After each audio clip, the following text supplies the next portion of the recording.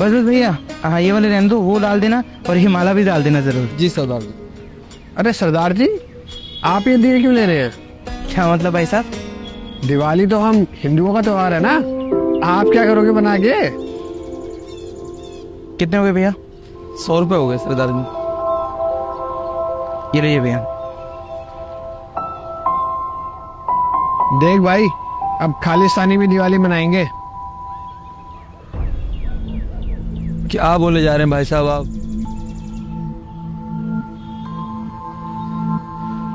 भाई साहब आपको ये तो पता ही होगा ना कि ये दिवाली का त्योहार क्यों मनाया जाता है? लो भाई, दिवाली का सामान खरीद रहे हैं और ये भी नहीं पता कि दिवाली क्यों मनाई जाती है।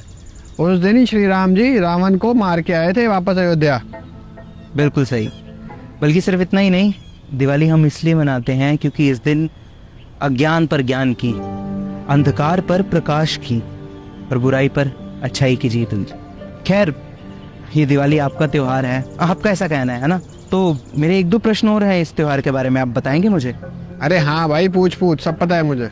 मुझे ये बताइए कि जब श्री राम जी ने रावण का वध किया था और वो वापस आए थे अयोध्या, जिसकी खुशी में दिवाली मनाई जाती है, तो वो वापस कैसे आए थे?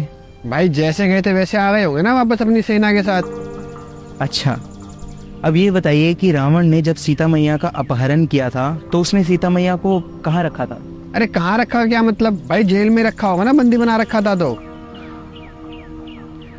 अच्छा, एक और बात बताइए, श्री राम ने जब रावण का वध किया था, जब रावण को मारा था, तो कैसे मारा था? भाई ये कैसा बेतुका सवाल है? रावण का गला काटा होगा या सीने में मार दिया होगा, उससे क्या फर्क पड़ता है? मेरे भाई, रावण को वरदान था कि यदि उसका सिर काटा जाए तो उसका सिर वापस आ जाता था, इसीलिए तो उसको दशानंद बोलते थे। तब विभीषण ने श्री राम जी को बताया था कि रावण की नाभि में अमृत है, प्रभु आप इसकी नाभि पर प्रहार कीजिए। और तब श्री राम ने बाण चलाया था रावण की नाभि पर, तब जाकर रावण का वध हुआ था।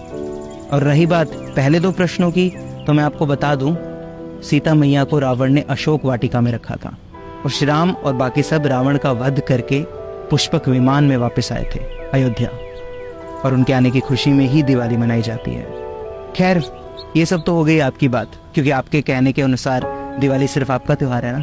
अब मैं बताता हूँ कि मैं ये सब क्यों लेके जा रहा हूँ। तो सुनिए, 1600 दशक के आसपास की बात है। सिख धर्म के बढ़ते हुए प्रचार को देखकर जहांगीर ने सिखों के 6वें गुरु यानी श्री गुरु हरगोबिंद साहिब जी को ग्वालियर के किले में कैद कर लिया था, और उस किले में 52 हिंदू राजा पहले से ही कैद में थे। लेकिन जब उसने गुरु साहब को कैद किया तो जहांगीर बहुत बीमार पड़ने लगा, और साईं मियां मीर के कहने पर वो श्री हरगोबिंद साहिब जी को छोड़ने पर राजी हो गया। लेकिन श्री हरगोबिंद साहिब जी ने ये शर्त रखी कि अगर वो किले से जाएंगे तो उनके साथ वो 52 हिंदू राजा भी जाएंगे। तो गुरु साहिब जी की जिद को देखते हुए जहांगीर ने उनको कहा कि जितने भी राजा गुरु साहिब के किसी अंग को या कपड़े को छू पाएंगे, सिर्फ उतने ही राजा वापस जा पाएंगे। तो जहांगीर की ये चालाकी देखते हुए श्री गुरु हरगोबिंद साहिब जी ने एक कुर्ता सिलवाया जिसमें 52 कलियां थी, और तब हर एक राजा उनके कुर्ते की एक एक कली को पकड़कर उस किले से रिहा हो गया। और जब रिहा होकर श्री गुरु हरगोबिंद साहिब जी अमृतसर पहुंचे तो दीपमाला करके उनका स्वागत किया गया।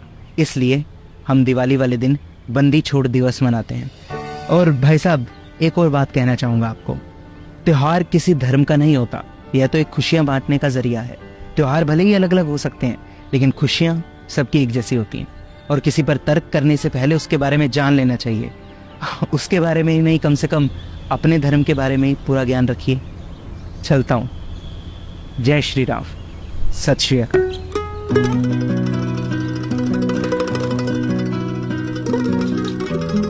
हाँ जी भैया, कुछ चाहिए आपको?